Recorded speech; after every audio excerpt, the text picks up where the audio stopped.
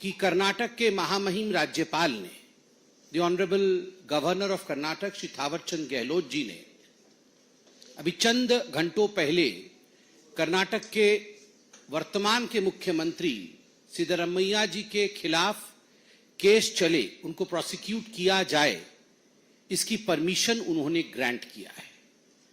आप सबको पता है इसके पीछे की पटकथा क्या है।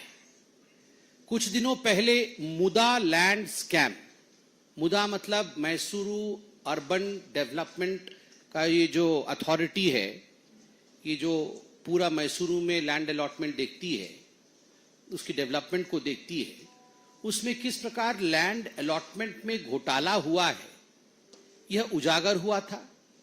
उसको लेकर कुछ सिविक सोसाइटी के लोगों ने, जो हमारे सिविल सोसाइटी के इंटेलेक्चुअल्स हैं, उनमें से कुछ टीजे अब्राहम, प्रदीप जी, स्नेहमयी कृष्णा, इन लोगों ने कर्नाटक के गवर्नर थावरचंद गहलोत जी को एक पिटीशन दिया था और पिटीशन में they had demanded that a permission should be granted for prosecuting the chief minister of Karnataka. और आज आपने देखा है कि गवर्नर ने पहले तो राज्य सरकार से पूछा था जवाब, और जवाब में राज्य सरकार ने जो सफाई दी थी उस सफाई को दरकिनार करते हुए, क्योंकि उस सफाई में तथ्य नहीं प्राप्त हुए थे, उस सफाई को दरकिनार करते हुए आज गवर्नर साहब ने सिद्धरमैया जी के ऊपर केस चले, सिद्धरमैया जी के परिवार ने, सिद्धरमैया जी ने लैंड अलॉटमेंट केस में घोटाला किया है, यह स्पष्ट होता है, और इस पर केस चले इसकी अनुमति प्रदान की है। आखिरकार यह केस है क्या? यह मुदा लैंड अलॉटमेंट फ्रॉडुलेंट केस ये क्या है? आप देखिए, मैसूरू अर्बन डेवलपमेंट अथॉरिटी जो है, इन्होंने एक नियम बना रखा है कि अगर किसी ग्रामीण क्षेत्र में कोई लैंड एक्वायर करती है, वो लेआउट के लिए, कॉलोनी के डेवलपमेंट के लिए, तो उसके बदले 50-50% एक स्कीम उन्होंने खोला है। अर्थात अगर लैंड ग्रामीण क्षेत्र का उन्होंने लिया है तो उसके एवज में जो कंपेंसेशन दिया जाएगा वो शहरी क्षेत्र में, जिसको अंग्रेजी में आप अप मार्केट एरिया कहते हैं, जहां ज्यादा लाभ होने की संभावना है, जो डेवलप्ड एरिया है, उस अप मार्केट एरिया में आपको 50% जमीन दिया जाएगा ताकि आप कंपेंसेट हो सको अपने ग्रामीण क्षेत्र के जमीन के। देखिए, 2004 में सिद्धरमैया जी की धर्मपत्नी पार्वती जी, उनके भाई ने लगभग 3.16 एकड़ जमीन केसरी नामक के गांव है मैसूरू में, वहां उन्होंने खरीदा था। 2005 में इसकी जो मालकिन वो पार्वती जी बनी थी, जो धर्मपत्नी है सिद्धरमैया जी की।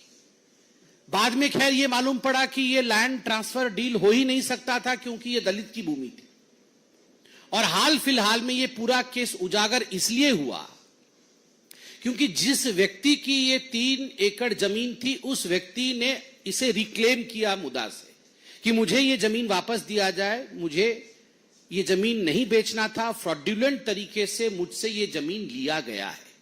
और उस समय जब पूरा का पूरा इन्वेस्टिगेशन हुआ तो मालूम पड़ा कि मुदा ने ऑलरेडी पार्वती जी को, जो कि धर्मपत्नी है सिद्धरमैया जी की, उनको 14 plot up market area Mysuru में दिया जा चुका है, जो कि लगभग ये पूरा का पूरा जो स्कैम है उसमें स्पष्ट है कि जितने का कॉम्पेंसेशन होना चाहिए था उससे कई गुना अधिक अप मार्केट एरिया में 14 लैंड अलॉटमेंट्स हुए हैं। और लगभग इसका आकलन जो वर्तमान में मीडिया और जो वहां के जानने वाले लोग हैं उन्होंने किया है, the whole corruption in fact goes up to about 3,000 to 4,000 crore rupees.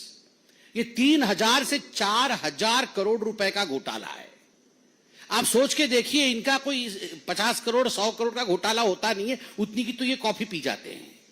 इनका घोटाला सब कुछ 4,000 5,000 करोड़ का ही होता है। And they all follow the footsteps of the Gandhi family. ये नेशनल हेराल्ड केस जो था, जिसमें भी ये जमीन गबन घोटाला, जमीन हड़प लेना, यह भी 5,000 करोड़ का केस था, जिसमें मां बेटे बेल पे बाहर है।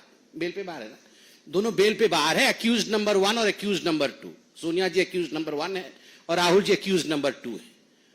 उसमें 5,000 करोड़ का ये घोटाला था और अभी ये जो घोटाला हुआ है ये 4,000 करोड़ का घोटाला है। आप सोच के देखिए, तू डाल डाल में पात पात, मतलब इनके बड़े नेता 5,000 करोड़, तो छोटे नेता बोल रहे अरे अच्छा हम भी कंपटीशन में छोड़ेंगे नहीं, हम भी 5,000 करोड़ करके दिखाएंगे। तो 4,000 करोड़ की लूट ये सिद्धरामैया जी ने किया है, उनके परिवार ने किया है। और आज ये भारतीय जनता पार्टी या कांग्रेस का विषय नहीं है, मैं एक साधारण नागरिक के रूप में धन्यवाद देता हूं। पहले गवर्नर इस प्रकार के केसेस पे बैठ जाते थे, पहले इस प्रकार के केसेस पे political compulsion, quote unquote, if you would remember Manmohan Singh ji, there was a term in those days of UPA, political compulsion होता था कि इस पे सैंक्शन नहीं देना है। आज मैं धन्यवाद देता हूं इस प्रणाली को, इस प्रक्रिया को, कि जिसने घोटाला किया है उसे आज प्रोसिक्यूट किया जाएगा, उसके खिलाफ आज केस चलेगा। और केवल यही नहीं, आप सबने देखा होगा, वैसे तो ये केस मुदा घोटाले पर है, फ्रॉडुलेंट लैंड अलॉटमेंट पर है, बाकी विषय जो घोटाले के कर्नाटक पर हैं उस पर भी अभी तेजस्वी जी आपकी नजर आकर्षित करेंगे। मगर जो महर्षि Valmiki development corporation scam ST समाज के लिए था, जो पैसा महर्षि वाल्मीकि जी के नाम पे एसटी समाज के डेवलपमेंट के लिए रखा गया था, उससे लैम्बोर्गिनी गाड़ी खरीदी गई थी, लैम्बोर्गिनी गाड़ी। आप सोच के देखिए। और सिद्धरामैया साहब on the floor of assembly he agreed that well yes, इतना बड़ा नहीं, थोड़ा सा और कम कर दीजिए, वो तो ट्रांसफर हुआ है पैसा। आप सोच के देखिए, इस निर्लजता के साथ कर्नाटक में घोटाला हुआ है और आज पूरी देश इस बात का गवाह देगा कि हां, मोदी जी के इस राज में जो भ्रष्ट होते हैं उन्हें छोड़ा नहीं जाता है। और अभी मैं टीवी में देख रहा था कि कांग्रेस के अध्यक्ष मल्लिकार्जुन खड़गे वो बेंगलुरु पहुंचे हैं और वहां नारे लग रहे हैं, गवर्नर हाय हाय के नारे लग रहे हैं। मैं तो मल्लिकार्जुन खड़गे जी से पूछना चाहूंगा, वैसे आप देख सकते हैं मैं काला बैंड भी पहन के आया हूं क्योंकि मैं डॉक्टर फेटर्निटी का हूं और आज देश के तमाम डॉक्टर्स काला बैंड पहने हुए हैं, मैंने भी काला बैंड पहना हुआ है। तो मैं मल्लिकार्जुन खड़गे जी से पूछूंगा, घोटालेबाजों को बचाने के लिए तो आप बेंगलुरु चले गए, मगर कलकत्ता जाएंगे क्या? लड़की हूं, लड़ सकती हूं, प्रियंका वाड्रा ने कहा था। राहुल जी और प्रियंका जी कलकत्ता जाएंगे क्या? या घोटालेबाज सिद्धरामैया जी को बचाने के लिए आप सब बेंगलुरु जाएंगे? वैसे मुझे लगता है हमारे प्रेस कॉन्फ्रेंस के बाद आप लोग डीके शिव कुमार जी से थोड़ा ज्यादा पूछताछ करिएगा तो बहुत कुछ, वैसे आप इनफॉर्मली करिएगा, डीके शिव कुमार जी से फॉर्मली कुछ मत पूछिएगा, वो तो वही बताएंगे जो कांग्रेस बता रही है, मगर थोड़ा उनके घर जाइए, थोड़ा इनफॉर्मली चाहे डीके शिव कुमार जी के साथ पीजिए, शायद कुछ तथ्य हमसे छूट गए हों तो पूरा तथ्य डीके शिव कुमार जी आपको देने में सक्षम होंगे।